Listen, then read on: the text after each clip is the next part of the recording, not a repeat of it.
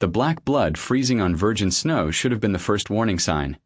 David Thornton stood motionless at the edge of the clearing, his battle-scarred hands gripping the hilt of his sword as he stared at the obsidian trail that led from the ancient woods to something small and pale writhing in the supernatural blizzard.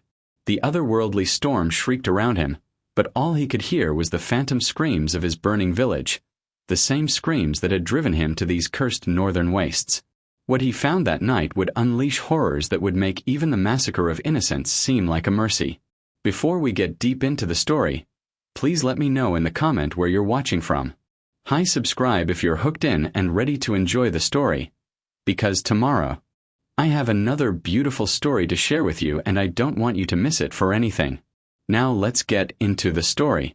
The tiny creature he mistook for an abandoned puppy would grow into something that would make demons themselves recoil in terror. But on that blood-cursed evening, David had no idea he was about to nurture one of the primordial evils that should have remained buried beneath the world. The bundle of matted fur was barely alive when David dropped to his knees beside it. No larger than his clenched fist, the creature's eyes glowed amber even through sealed lids, its body pulsing with an unnatural warmth against the bone-deep cold that had frozen the very air into crystalline daggers. David had fled to this desolate wilderness 6 moons earlier, seeking isolation after the guilt of his village's destruction had consumed what remained of his warrior's soul. The nightmares came without mercy. Phantom flames that painted his dreams in ash and screaming.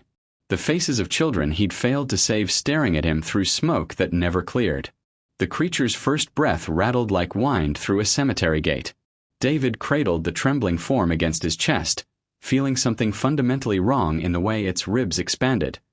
Too deep, too knowing for something barely larger than his palm.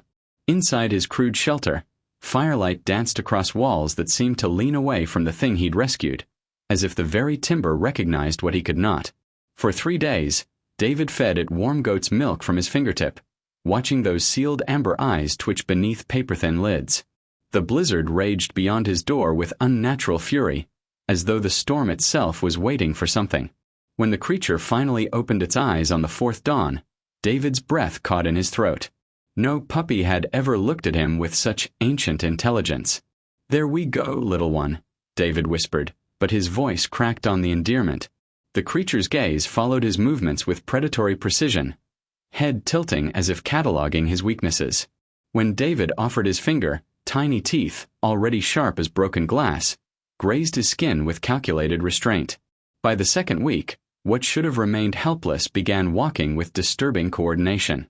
Where normal puppies stumbled and fumbled, this creature moved with purpose, its growth defying every natural law David knew. Its legs stretched longer each morning, its shoulders broadening with muscle that shouldn't exist on something so young. Fenris, David named it one evening, watching those amber eyes track shadows that danced beyond the firelight. The name felt heavy on his tongue, like a word borrowed from older, darker languages. When he spoke it, the creature's ears pricked forward with recognition that chilled David's warrior instincts. But loneliness was a more powerful enemy than fear. In the creature's presence, the phantom screams of his burning village quieted to whispers. The guilt that gnawed at his bones dulled to a manageable ache. Whatever wrongness lived behind those 2 knowing eyes seemed a fair price for the first peace David had tasted since the massacre. Outside, the unnatural storm finally began to fade, but David noticed the creature's growth accelerated with each passing hour of calm. By month's end, Fenris had quadrupled in size, his amber eyes now gleaming with something that made even the mountain wolves give his shelter a wide berth. David told himself it was just an unusual breed. He told himself many lies in those early weeks. The truth was preparing to devour them all. 3 months later, Fenris stood 70 pounds of rippling black muscle, his amber eyes now burning with an inner fire that made David's skin crawl. What had once been endearing intelligence had transformed into something calculating and predatory. The creature moved through David's cabin like he owned it, those massive paws silent on wooden floors that groaned under lesser weights. David told himself it was just rapid growth. Some breeds matured faster than others. He ignored how Fenris never panted despite his size, how no breath misted from his nostrils in the mountain cold, how shadows seemed to bend toward him like living things seeking communion with their master. The truth revealed itself on a crystalline morning when the mountain lion came. David was splitting wood when the cougar emerged from the tree-line, golden eyes fixed on what it perceived as competition. A magnificent beast, scarred from countless territorial battles, muscles coiled with deadly purpose. It should have been an even match. Fenris didn't growl, didn't bare his teeth. He simply turned those amber eyes toward the mountain lion and looked. The cougar's confident stride faltered. Its ears flattened against its skull as a low whine escaped its throat, the sound of an apex predator suddenly recognizing something higher on the food chain. The great cat's legs trembled, then buckled, forcing it to its belly in submission to something that defied every natural instinct. "Good boy, Fenris," David whispered, but his voice shook. No wolf, no matter how large, should have that kind of power over a mountain lion. Fenris tilted his massive head toward David, and for one terrifying moment, David saw amusement flicker in those amber depths. Not the simple pleasure of a dog praised by its master, but the calculated entertainment of a superior being watching lesser creatures play out their roles.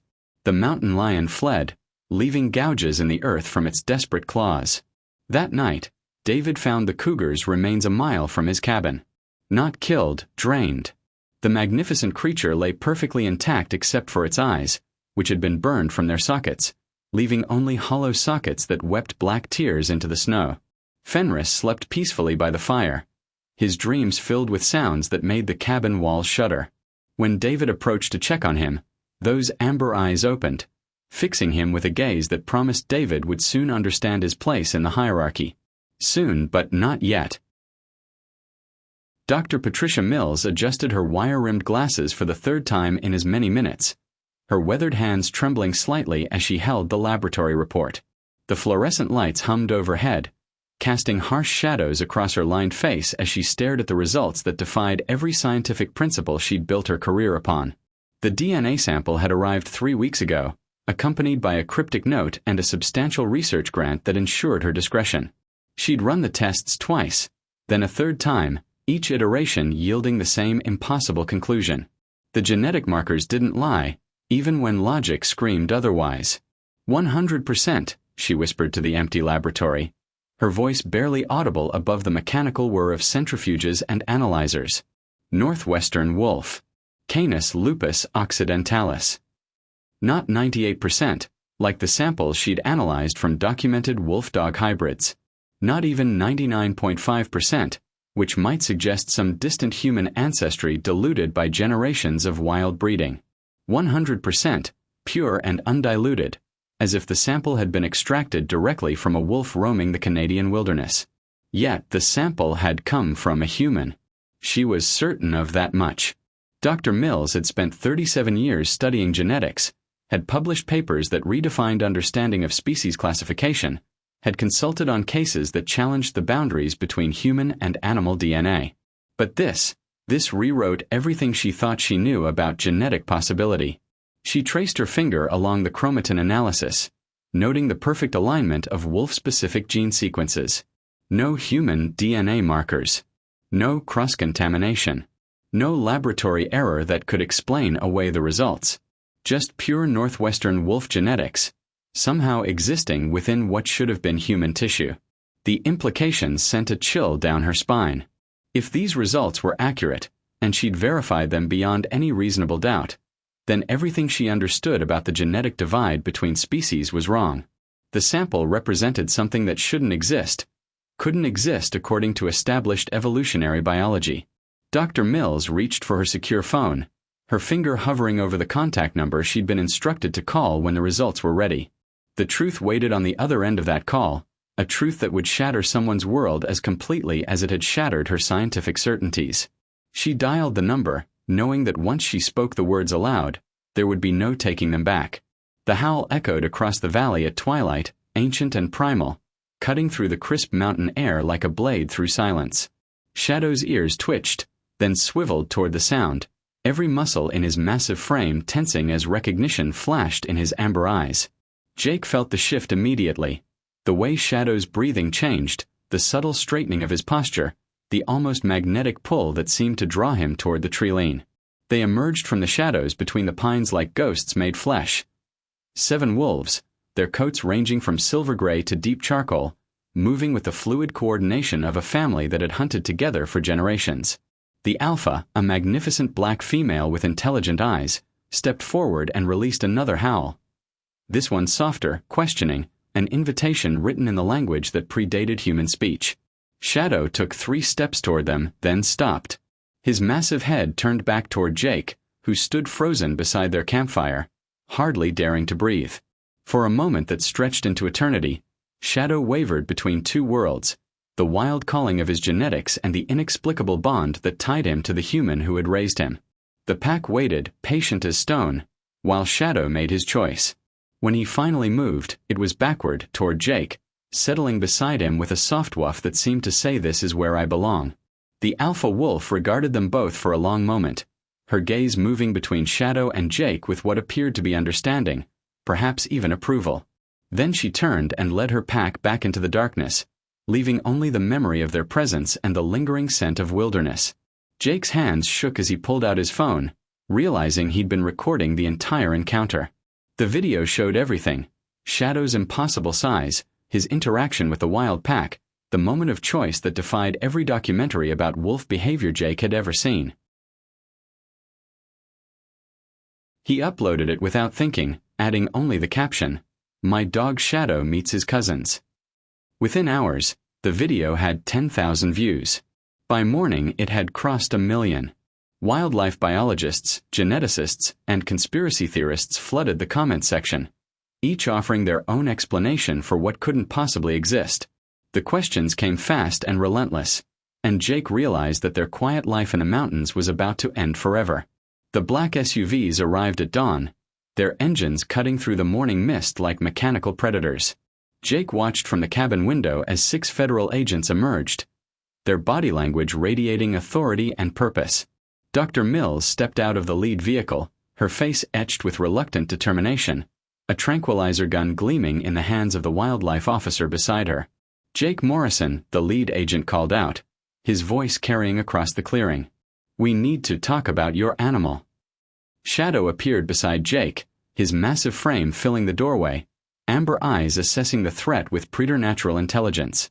The agents tensed visibly at his size. The video hadn't captured the sheer magnitude of his presence, the way he moved with liquid grace despite weighing over 200 pounds. "He's not going anywhere," Jake said, stepping onto the porch with Shadow at his side. The negotiation lasted 20 minutes, Dr. Mills explaining the genetic impossibility, the agent citing public safety concerns, Jake refusing to surrender the creature he'd raised from a pup. The standoff might have continued indefinitely if not for the sound that froze everyone in place, a deep, rumbling growl that seemed to emanate from the earth itself. The grizzly emerged from the tree line like a mountain come to life, 9 feet of muscle and fury, its dark eyes fixed on the cluster of humans who had invaded its territory. 800 pounds of apex predator, agitated by the noise and unfamiliar scents, rearing up on hind legs to display its full, terrifying majesty. The agents scrambled for their weapons, but Shadow was already moving. He launched himself forward with explosive power, placing his body between the bear and the humans, his own growl rising to match the grizzly's challenge. For a heartbeat, predator faced predator, 2 forces of nature locked in a primal standoff that had played out for millennia. The bear, perhaps recognizing something in Shadow's bearing that spoke to deeper instincts, dropped to all 4s and retreated into the forest. Shadow remained motionless until the last sound of breaking branches faded, then turned back to the stunned group of humans. Dr. Mills lowered her tranquilizer gun, her hands shaking. "That animal," she whispered, "just saved our lives." The lead agent looked from Shadow to Jake, reassessing everything he thought he knew about the situation. The morning sun filtered through the windows of the small community center, casting warm light across the circle of folding chairs where Jake sat with Shadow at his feet. 6 months had passed since they'd walked away from the shadows of their past, trading the weight of secrets for something he'd never thought possible: peace. "The hardest part wasn't the missions," Jake said quietly, his voice carrying across the room to the other veterans gathered there. "It was coming home and pretending everything was normal when nothing felt normal anymore." Shadow's ears twitched at the familiar cadence of Jake's storytelling voice, the one that had emerged slowly as he learned to share instead of hide. The VA counselor had suggested he try group therapy, but Jake had resisted until he realized his story. Sanitized of the darker details that would forever remain buried, might help others navigate their own darkness. What started as reluctant participation had become something closer to calling. Marcus, a young Marine back from his 3rd deployment, leaned forward. How did you know when to trust again? Jake's hand found Shadow's head, fingers working through the familiar fur. I think trust isn't something you decide all at once. It's like training a dog. You start small, with simple commands, basic expectations. Shadow here taught me that consistency builds faith, even when you're both broken. The group chuckled softly, several pairs of eyes following Shadow as he stretched and yawned, completely at ease in his role as unofficial therapy dog. Jake had started bringing him after noticing how the other veteran's shoulders relaxed around animals, how their defensive walls came down just enough to let healing seep in. After the session, Jake walked Shadow through the park where they'd first learned to be just man and dog instead of soldier and asset. The ghosts of their past would always linger, but they no longer defined the future. Jake had found work with a non-profit helping veterans transition to civilian life, and Shadow had discovered a talent for comforting the troubled souls who found their way to Jake's door. They'd both learned that redemption wasn't about erasing the past but about choosing what to build with the pieces that remained. In helping others find their way out of the darkness, Jake had finally found his own way home. We appreciate you seeing the entire story. You will definitely enjoy the following story if you like this one. As you may imagine, it's more bizarre and fascinating. To view the next one, click on the image that is currently displayed on the screen.